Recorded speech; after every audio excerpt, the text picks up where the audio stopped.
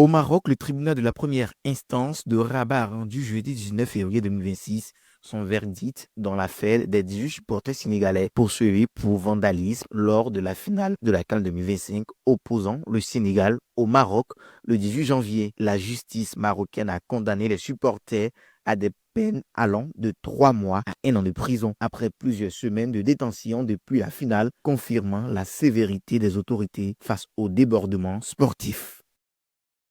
Ces supporters arrêtés, pour la plupart, ce sont des gens très calmes, très posés, très responsables.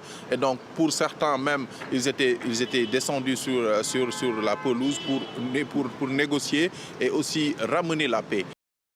Les supporters étaient poursuivis pour hooliganisme, incluant des violences contre les forces de l'ordre, des dégradations du stade Prince Moulay Abdallah, l'invasion de la pelouse et des jets de projectiles.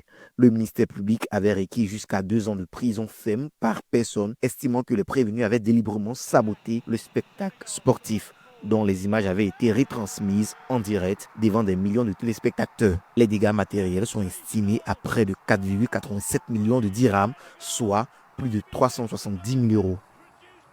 Donc, pour un peu faire revenir l'ordre, la bagarre, le risque a été déclenché par un stadier marocain.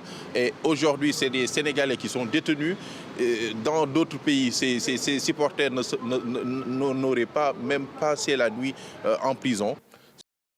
L'audience s'est déroulée en présence des avocats des différents partis absents lors des précédentes séances à cause des mouvements de protestation menés par l'Association des barreaux du Maroc. Les incidents survenus à la fin des temps réglementaires de la finale remportée en prolongation par les Lions de la Teranga 1-0 avaient déjà entraîné des sanctions disciplinaires de la CAF à l'encontre des fédérations marocaines et sénégalaises, comprenant des amendes de plusieurs centaines de milliers d'euros pour comportements antisportifs et violation du fair play.